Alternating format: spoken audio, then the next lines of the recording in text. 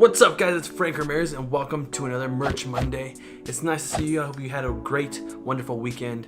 But I have some news. Recently I was told that my videos are a little long and that they should be a little bit more concise.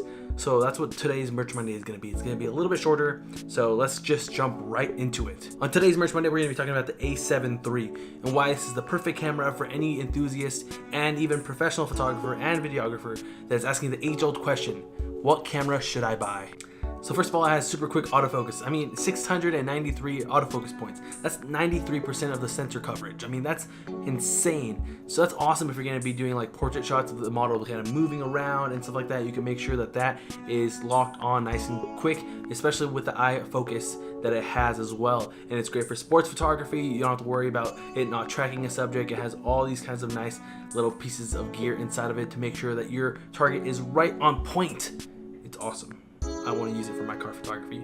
Also, it's really cool for video, especially vlogging, so you can take your camera around and not have to worry about it not being in focus because you can't see the LCD screen on the back. Number two, it has nice flat picture profiles like S-Log2 and S-Log3, and even has a high dynamic range like HDR profile. So it's going to be ready for those nice screens that are coming out like on your phone and the TVs that are coming out with these crazy awesome displays. Number three, it also has two SD card slots. One is a 2 contact and one is a 1 contact, which is good because it gives you nice recording options, so you can either have dual recording, so if one card fails you have another carbon copy of the same files that you shot. You also have continuous recording, which is when one card fills up, the next card is ready to go to fill up right afterwards, so you never have to stop shooting and switch cards. Number 4, and quite conveniently, it has 4K. This 4K is kind of special. It records at a full 6K width, downsampling it to 5 and then 4K, which is pretty awesome. It gives you a really nice high definition, really crisp 4K. Although it only is 8-bit, it's still enough information to do most of the projects that you're probably going to do.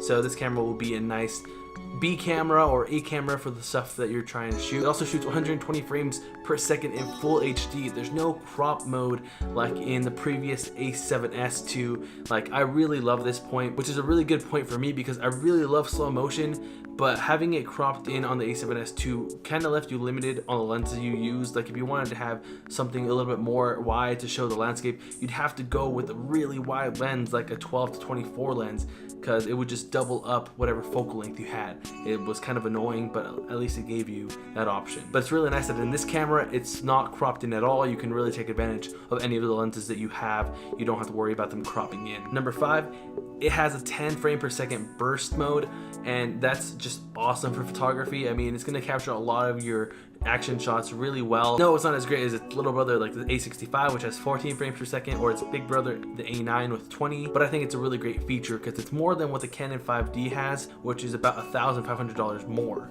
So that just shows you like how great of a package you get in such a small camera versus something that costs a lot more. And last but not least, it is the price point. Like I mentioned before, it is significantly less expensive than something like the Canon 5D, which honestly doesn't offer you as much in terms of features as this camera does. This thing has nice 4K that's not cropped, unlike the Canon 5D, which is heavily cropped, almost to the point of it being a micro four thirds sensor. This camera comes in at a less expensive $2,000 versus the competitors, which is $3,500. Even for the Sony A7R III, $3,200 for it. And I think this is really great. I think it really sets up what it is for a camera. Although this is what Sony calls its base model, it's far from anything that I would consider base. It's so packed with features, so packed with reliability. The optics that you can get with it are very, very nice. So I think there's a great future and great potential with a camera like this. And I think it's something you should really look into if you're thinking about getting another camera to be your main camera or a supporting camera for anything that you're trying to shoot. So that's pretty much it for Merch Monday. I hope you guys enjoyed it. Hopefully it's a little bit shorter and more concise, and I hope you guys will stick with me for the future because I think there's gonna be some great stuff coming. There's gonna be some awesome stuff coming, actually. I'm pretty stoked. So yeah, stay tuned for that. I'll see you guys on the next one. Thank you guys so much for watching. Bye.